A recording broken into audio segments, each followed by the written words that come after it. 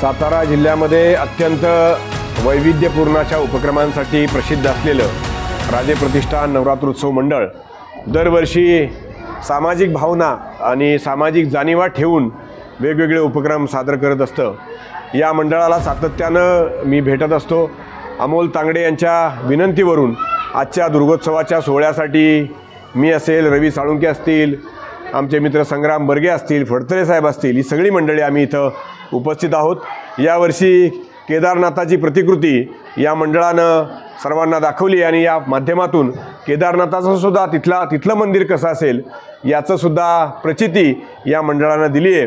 आज पुढारीमध्ये याबाबतची प्रसिद्धीसुद्धा आलेली आहे। मी या परिसरातील सर्व भाविकांना या दुर्गोत्सवाच्या शुभेच्छा देतो। अमोल तांगडे आणि त्यांचे सगळे सहकारी या परिसरामध्ये सामाजिक भान ठेवून काम करत असतात।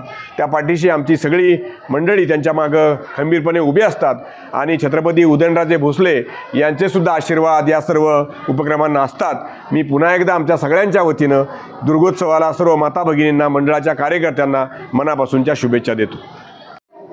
आज स्टार्ट म्हणा की तुम्ही, त्याशिवाय होईल।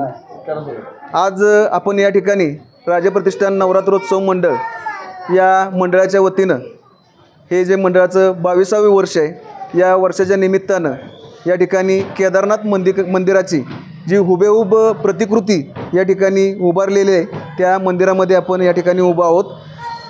केदारनाथ मंदिर ज्या ठिकाणी आहे त्या ठिकाणची त्या ठिकाणच्या गोष्टी म्हणजे इथं आपण बघितली तर समोर येतानाच घंटा आहे, त्यानंतर नंदी आहे, त्यानंतर पाठीमागं शिवलिंग आहे आणि त्याचबरोबर प्रदक्षिणा मार्ग आपण या ठिकाणी ठेवलेला आहे। जसं की केदारनाथ मंदिराच्या ठिकाणी जसं आहे ॲज इट इज, जसे हुबेहूब वातावरण तसंच्या तसं वातावरण निर्मिती करण्याचा प्रयत्न आपण या ठिकाणी केलेला आहे। ज्या भाविकांना प्रत्यक्ष केदारनाथ मंदिराकडं जाता येत नाही दर्शनासाठी, त्यांच्यासाठी ही खास आपण या ठिकाणी व्यवस्था केलेली आहे। जे भाविक जाऊन आले, केदारनाथ मंदिर बघून आले, प्रत्यक्ष अनुभव घेऊन आले, ते या ठिकाणी येत आहेत आणि आम्हाला म्हणतायत की हे मंदिर इतक्या लांबचं इथं कसं काय आलं, जसं तसं हुबेहूब मंदिर आपण या ठिकाणी साकारलेलं आहे। अशा पद्धतीचं एक छान मंदिर आम्ही जशीच्या तशी हुबेहूब प्रतिकृती या ठिकाणी आम्ही केलेलं आहे। त्याचबरोबर प्रदक्षिणा मार्गातून आपण जात असताना आपल्याला बर्फाळ प्रदेशातील थंड हवामानाचा म्हणजे तिथं जशी हवामानाची परिस्थिती आहे, वातावरण आहे, तशीच अनुभूती आपल्याला या ठिकाणी होत असते आणि होत आहे।